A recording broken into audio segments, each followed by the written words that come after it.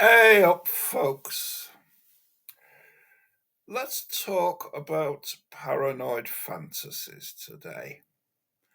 In particular, the paranoid fantasy that more than a few American websites, joined in by their British stooges, are saying about the Hispanic rioting that's taking place in California and other areas. The argument goes that this is not actually just rioting, this is an attempt to reconquer territories that were lost by Mexico to the United States in the 1840s. Now, those of us who have a background in political science will know that this is, as we say in the United Kingdom, utter bollocks. But try explaining that to a paranoid right winger. They point to the rioters waving Mexican flags and think that this is something more than a bunch of wetbacks who want to give the two finger gesture to the people who want to deport them. Now, what evidence can I put forward to show that Mexico and the Mexicans actually don't particularly want those territories? Or those people, come to that? Let's take the Mexican government to begin with. Now, every major American city has a large Mexican consulate. That consulate exists for one reason. It exists to help the wetbacks stay a wetbacking in the United States. It provides advice, gives details of lawyers who will represent the somebody who's under threat of deportation.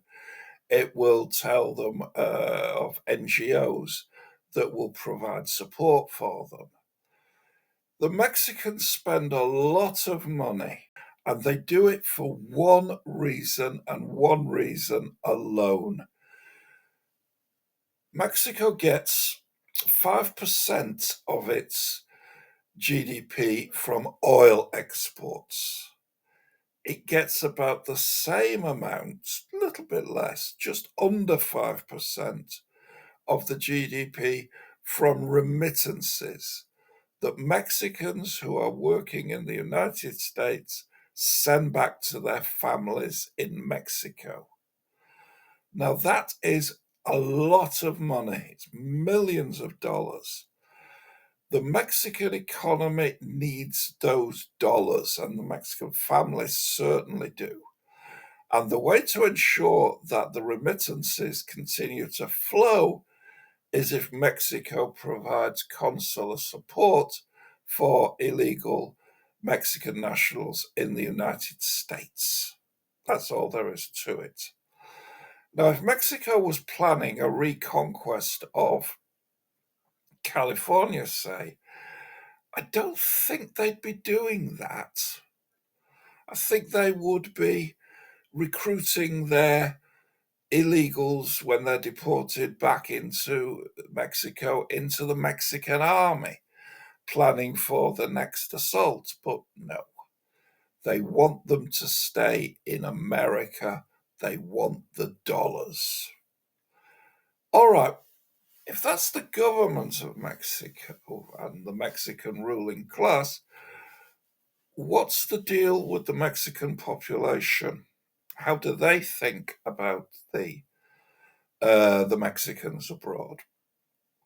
Well, not very well is the answer. They call them pochos. Now, pocho is an archaic Spanish word that originally referred to fruit that had begun to rot inside. It began to be used about people in the late 1940s, and then it gained very common currency in the 1950s. in the aftermath of Operation Wetback, when the Americans in 1954 slung out about 1.5 million Mexicans. They went back to Mexico. They began to strut around, wearing their American clothes with their American haircuts, speaking American English. And the Mexicans back home began to think, what have we let ourselves in for? So, first thing they did was refer to them as pochos, and they're still called pochos today. Be careful here. If you're in the United States and you meet a pocho, don't call him a pocho. They tend to take offense. Mexico City.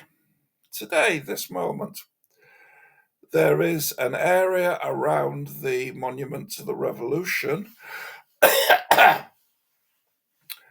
5 blocks all around the monument, that is now known as Little LA.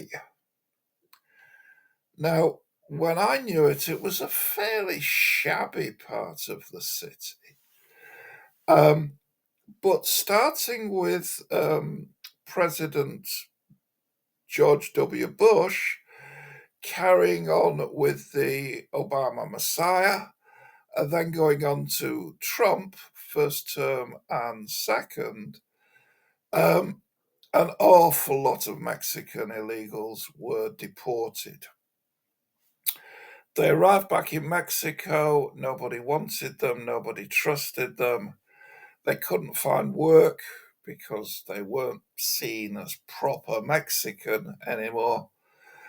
So they began to look for areas where their language skills would be of use. Somebody set up a call center in Mexico City, which recruited pochos, returning Mexicans. Other people set up other call centers, and very quickly you began to get a sort of a little Los Angeles being established in Mexico City. The area is known unofficially as Little LA because it now has barbershops, because the haircuts are different in the United States than in Mexico. It sells American type clothing because the clothing is different in the United States. People speak English as they did in the United States. The taco stalls sell American type tacos, Tex-Mex food, not Mexican food. It's now a thriving community of former illegal migrants to the United States. And by all accounts, they're doing reasonably well for themselves. Because the area was fairly shabby, they can rent flats very easily. And they don't have to interact with a Mexican population that by and large doesn't trust them and doesn't really like them very much. So, what are we to say? Not for the first time, the political right has messed things up. They looked at rioters waving Mexican flags and decided that 2 + 2 = 5.